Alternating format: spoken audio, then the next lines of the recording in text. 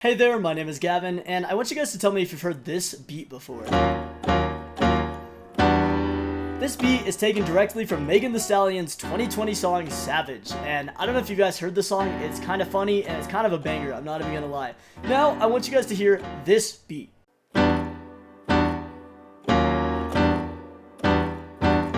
Notice anything similar? These two beats have the exact same chord progression, and in this video I'm going to be talking about why this chord progression in particular is able to make rappers so famous on social media. I'm going to be breaking down different songs that use it, and especially how we can play it and use it in our own songs. So yeah, this is the chord progression that has made rappers millions of dollars.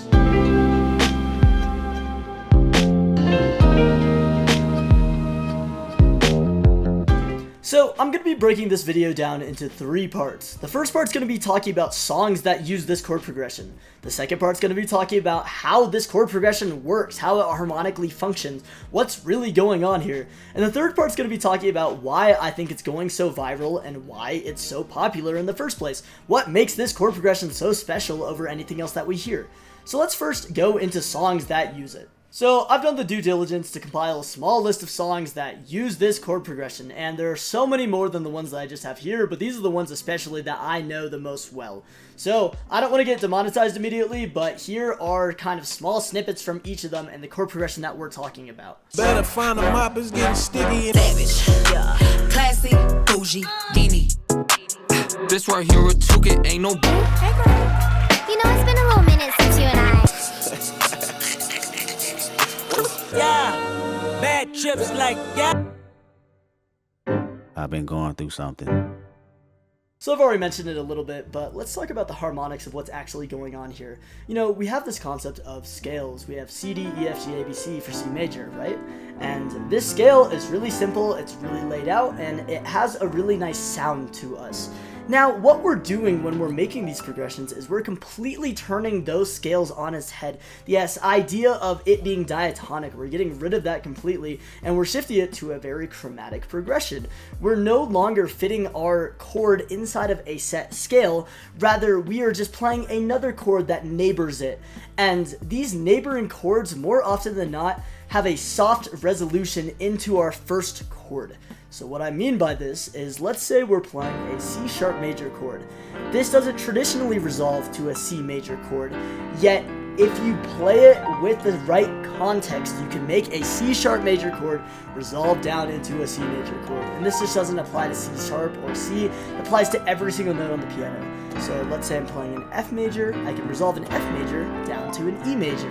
And it isn't the most conventional thing ever, and if you're really into music theory, you'll know that this isn't like a set rule, but really listening to the piece and listening to what's happening when you're hearing this, you'll have a sense of satisfaction hearing this progression going from one to the other. It feels like it fits very well within itself, and I think that's what makes this progression so harmonically interesting, is that it's not following conventional Western music rules, rather it's creating its own branch of sound, and it's making it so we're having to use our ears in order to resolve it instead of just what we've been taught to have resolutions. It's a crazy concept, and it makes me so excited to talk about, and I find it so fascinating that this genre of rap has taken this kind of chord resolution and turned it into its way of making beats. Now, more often than not, we can find this progression in jazz improv, and it's a really useful tool that I've talked about a little bit before, but it's a really useful tool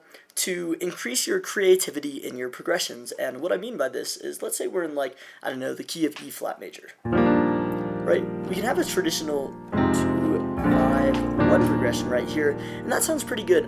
But if we want to spice it up a little bit, what we can do is look at our root note, which is E flat, so it's E flat major, and either go up a half step or down a half step, you know, either going up from there or down from there. And we build a major chord off of this note that we go to. So let's say we go from E flat to E. If we build a major chord here, we can resolve that major chord down into our root in order to have a really unique sounding progression.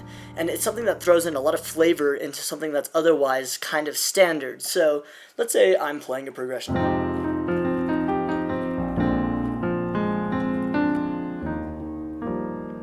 Sounds pretty cool, but if we throw in something chromatic in there, let's say this E, major 7 right here, what we can do is something like this. And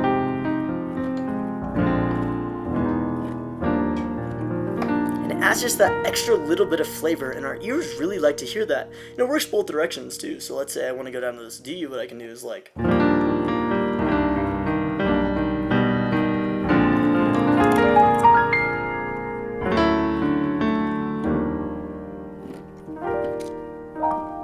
And it works so seamlessly. It has this effect that is just so inspirational to listen to, and it's really appealing to our ears.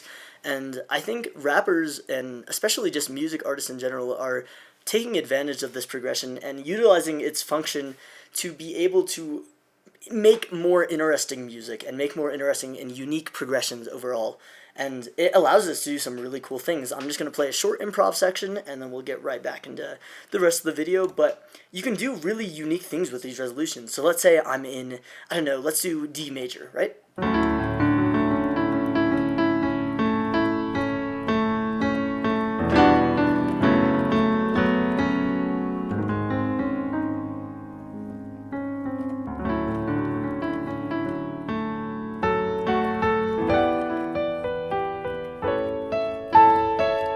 Chromatic.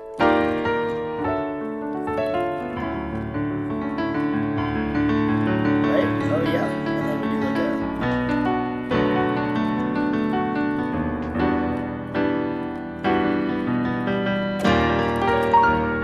Chromatic. Going back to our root.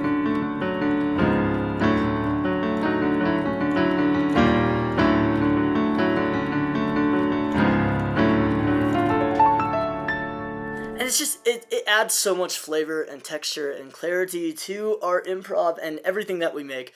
I think the audience is smart enough to hear when something is getting overplayed, and audiences are smart enough to recognize when songs are getting stale and repetitive. Us hearing the same, drum beat over and over and over again with our same basic 1-4-5 progression will only work for so long, and I know there's some people that really gravitate towards that, but for the majority of audiences, especially on social media, I think we're starting to realize that there is some amazement in complex music, and there's something so special about trying something new that sounds unique. The reason these songs go so viral is because it catches your ear off guard. We're not used to hearing music like this. Especially a big example of this for me personally is when I start listening to other cultures' music and different tuning scales that they use in particular, I find myself really listening deeply to the kind of music. It really stands out to me, and it's not something that's just in the background. And I think these chromatic progressions are leading us to want to hear something more intentionally and more special, and this is something you can do in your own songs too.